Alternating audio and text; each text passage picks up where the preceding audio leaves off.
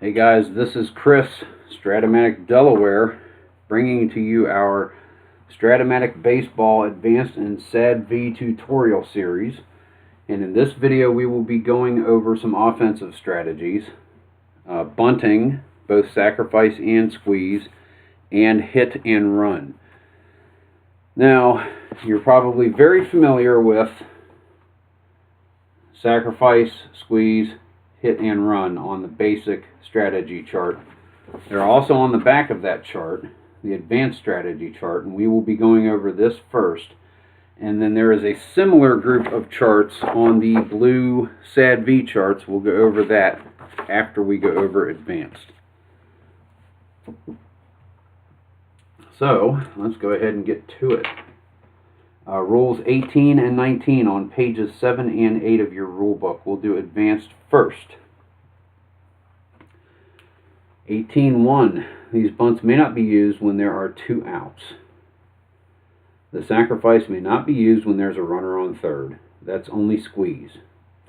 The squeeze play may be used only when there is a runner at third base. You can't squeeze play a guy from second. There's nobody that fast, not even Cool Papa Bell. Yeah, he could flip the light switch and be in bed before the light went out, but he's not going to score from second on a squeeze play. Sorry, not happening. Advanced. 18.2. Each batter has an individual bunt rating, A, B, C, or D, shown at the top of his card. Bunting. Bunt rating. Consult that rating on the advanced strategy chart and then roll the colored dice, the 2 D6s, to get the result. Each pitcher also has his own bunt rating. Pitcher. Bunting. Bunt rating. Use this rating and not the bunt rating at the bottom of the pitcher's hitting cards. Don't use that bunt rating right there.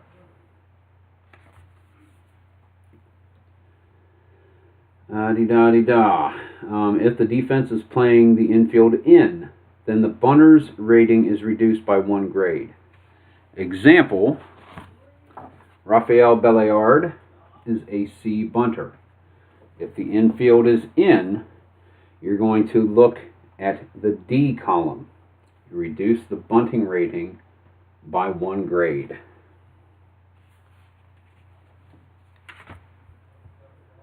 With the bases loaded and the corners or infield positioned in, downgrade the bunting rating 2 levels instead of just 1. That's because if he's going to be bunting, they're going to be expecting it, and it's going to be much tougher to get the guy at home, especially since you're bunting really close to home. You've got to be able to pull one off. Going down 2 grades, it's like pulling one off. You've got to be able to pull that catcher off the plate, and he's the only one who can make it. This is because there is a force play at home, and on a bunt, the runner on third must try to advance if the ball is bunted on the ground. In advanced and super advanced play, the sacrifice also may be used with runners at first and third base in order to move the runner from first to second. Simply use the sacrifice as you would in other situations and follow the results. However, in all instances, the runner on third base remains there, even if the batter beats out the bunt for a hit. If the batter beats out the bunt to get the run, so you've got runner on first and third.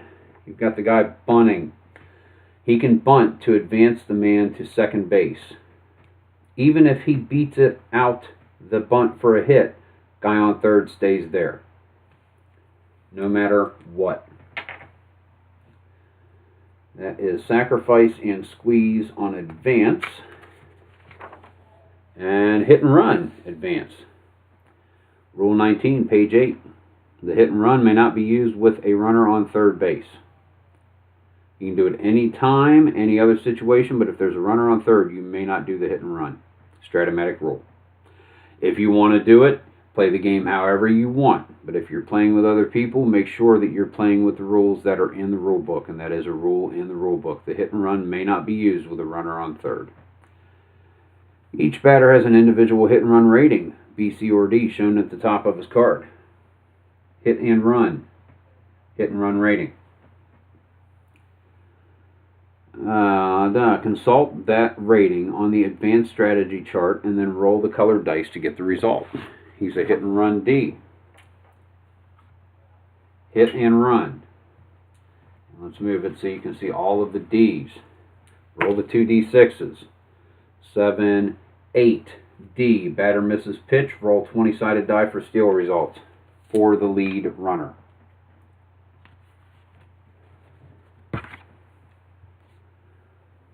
Yeah, here we go. Yeah, I got right back to that. Well, anyway, if the defense is playing infield in, or if a runner is being held on base, then the batter's hit and runner rating is improved 1 grade, meaning the infield is in, less time to react.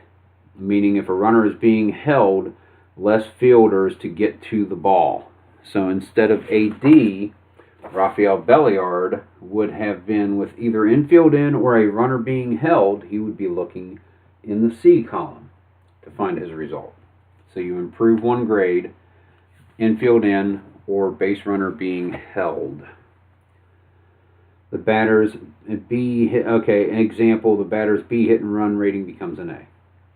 In the advanced game, a runner may be held only when the infield is playing back. That alludes back to the rules earlier videos that we did. As in the basic game, when the result of an attempted hit and run results in batter misses pitch, the base runners must attempt to steal. Proceed as you would with any other steal, making all necessary adjustments. That is the advanced bunting and hit and run. And now for super advanced. There's not much more to it. It's just different charts. A couple of extra rules. Back to page 7, 18.5. Use the individual bunt ratings in the sacrifice chart and squeeze chart on the super advanced miscellaneous chart page, which are on the reverse side of the super advanced fielding chart for catchers and pitchers.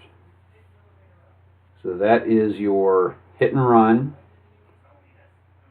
play, hit and run super advanced hit and run chart, pitching results, hit and run adjustments, sacrifice bunt, descriptions, squeeze chart, and descriptions.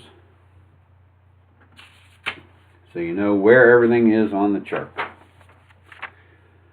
Where were we? Right here. A variety of different readings on the charts, as I showed you. Some involve the bunter's speed or the fielder's defense. The necessary procedures and the results are explained on those charts. If the defense is playing infield in or corners in, then the bunter's rating is reduced by 1 grade as an advanced. Also as an advanced, a runner may be held on base when the infield is playing back. However, in super advanced play, any runner or combination of runners also may be held on base when the infield is positioned as corners in. Which means corners in, first and third baseman are going to be close to the bag, and then they come off the bag to an in position just before the pitch. Your second baseman and shortstop are playing at normal depth, at double play depth with corners in, so either one of them can cover second base no problem. So any number of runners can be held with corners in. If reading of 1 and 2 occurs after one attempt to bunt, the offense may not switch strategies to attempt a hit and run. So if you have come up with 1 and 2, which means pitcher throws a ball and then batter fouls off 2 pitches, offensive manager must decide whether or not to take off the bunt. If he stays with the bunt and this reading occurs again, the batter is out on a strikeout. But you cannot go from the bunt from a 1 and 2 to the hit and run. Cannot do that. Let us continue to the following page, still on Rule 18 for Sacrifice and Squeeze, SADv. Nope, that was it. Hit and run now. Super advanced hit and run. Use the individual hit and run ratings and the super advanced hit and run tables on the super advanced miscellaneous chart, which is on the reverse side of the super advanced fielding chart for catchers and pitchers. The hit and run chart is right, and we'll leave it in for this one. It's all the way on this side. Hit and run play, hit and run chart, pitching results, hit and run adjustments. There are a variety of different readings on these charts, some involving the pitcher's card. The necessary procedures and the results are explained on these charts. When using the SADv hit and run chart, if a line out reading is rolled on the pitcher's card, override the result to be line out max. 19.6, as in advanced play, a runner may be held on base when the infield is playing back. However, in super advanced, any runner or a combination of runners may also be held on base when the infield is positioned as corners in, as mentioned in the bunting. The hit and run is not permitted after a bunt attempt reading of 1 and 2. So if you get a 1 and 2 as a bunt attempt reading, you may not you can call off the bunt, but you can't go straight to a hit and run. The object of the bunt is to move the batter up a base. The object of the hit and run by moving a batter up a base primarily is to avoid a double play.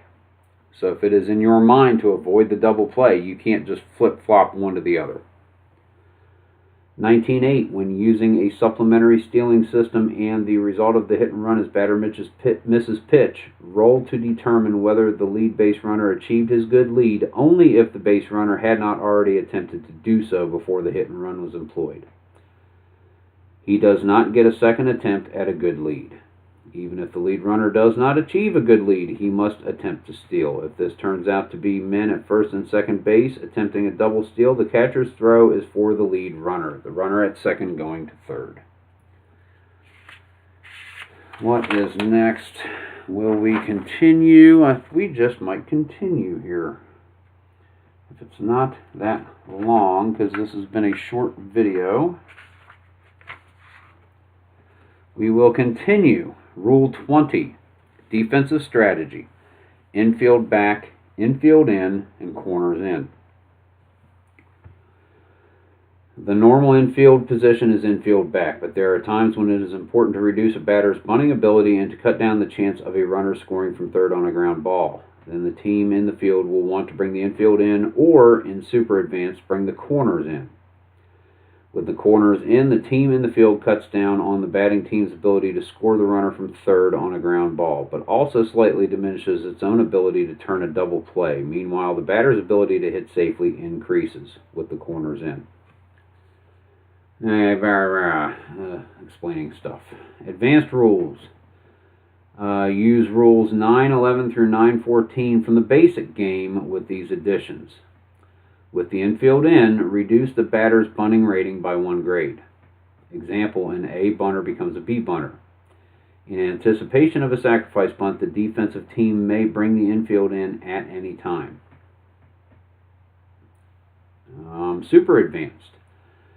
In super advanced play, the manager of the team in the field has the choice of infield back, infield in, or corners in. Because super advanced play provides for corners in to defense the sacrifice bunt, infield in may be chosen only with a man at third. So if you want to defend against a bunt and you don't have a man at third, you get a man at first or a man at second, you call corners in. That I was not aware of. See, I'm learning this with you. Infield in only with the man at third. The ground ball result chart, see page 17, replaces the basic strategy chart for any ground ball A, B, or C readings from the batter or pitcher's card with the infield back or the infield in if it does not apply to ground ball X chances.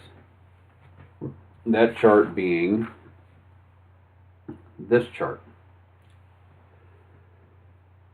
And it tells you base is occupied, empty, man at first, man at second, man at third, first and second, men at the corners, 2 in scoring position, loaded. Ground ball A, it tells you the number and tells you what the result is. Ground ball B, C, infield back, infield in.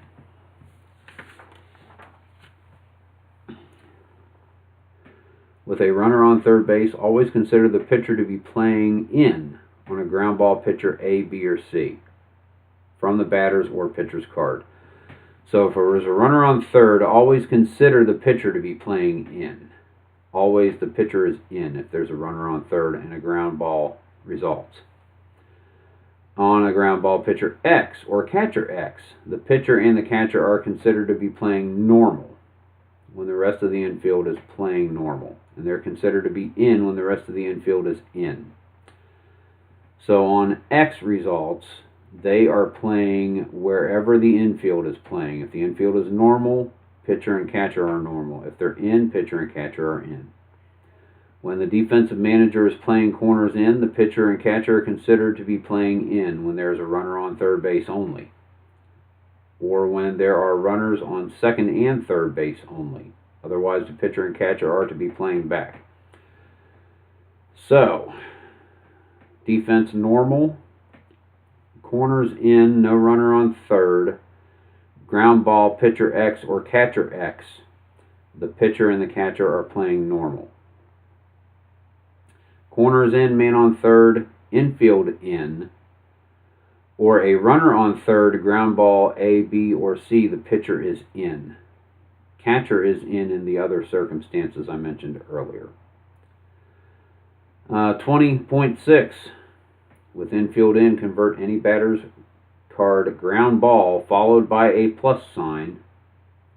Ground ball, shortstop A plus.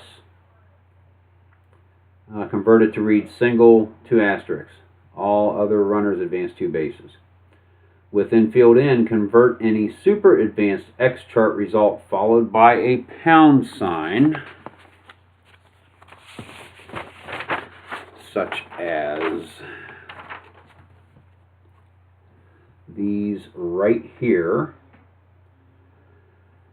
With infield in, convert any super advanced X chart result followed by a pound sign to read SI2, like that, which is single, 2 runners advance 2 bases. Pretty much the same thing as a single and 2 asterisks on the card.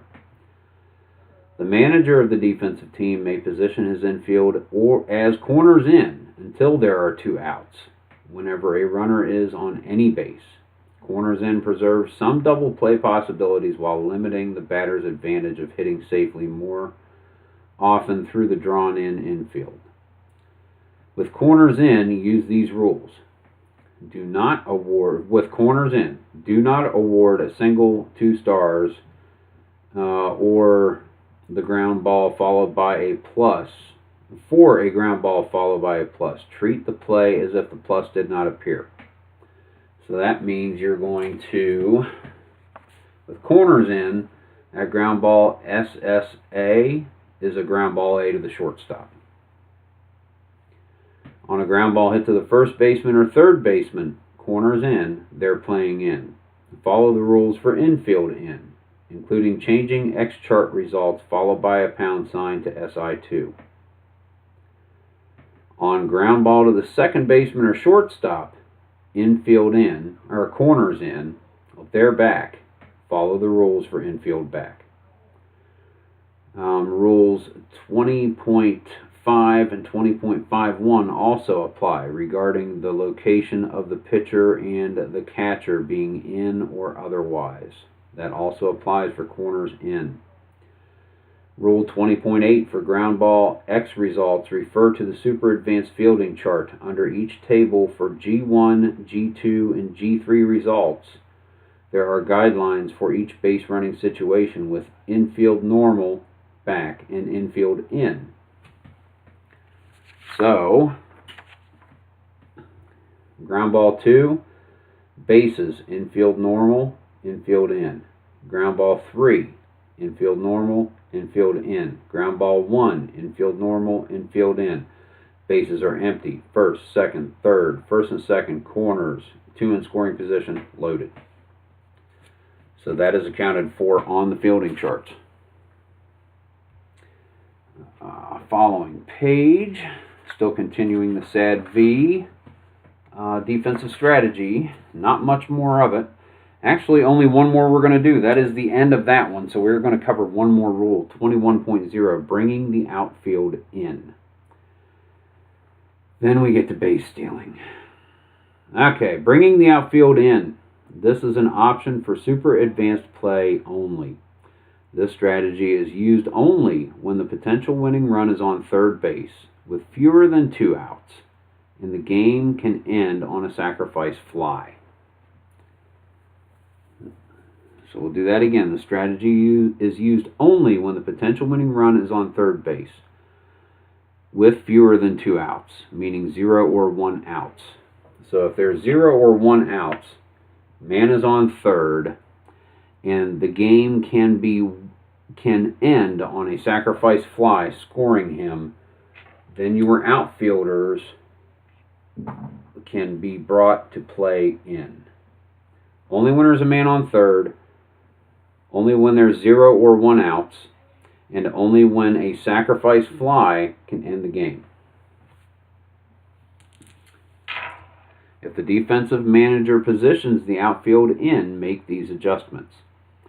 On a reading of fly ball B ? Subtract 7 from the base runner's speed instead of adding 2. Because normally he is running away from the outfielder. You're adding 2. If the infield is playing in and it's fly ball B ? then you are taking 7 from his safe run range. Instead of adding 2 with the outfield out here, you are subtracting 7. 21.3. Consider all readings of fly ball A and fly ball B to be a single with the runner on third scoring. So fly ball B, he's able to run, but you're taking 7 away from him. It doesn't mention it here. Fly ball C is a shallow fly ball anyway, as you recall from the strategy charts. Fly ball C, ball is out on a fly out, runner's hold. That means that's a shallow fly ball anyway. So fly ball C plays as stands. Fly ball A and B is a single with the runner on third scoring. Fly ball B with a ? He can advance, but you're taking 7 from his safe range. Alright, we have covered sacrifice bunting, squeeze bunting, the hit and run, defensive strategies, infield and outfield. The next videos will cover stealing.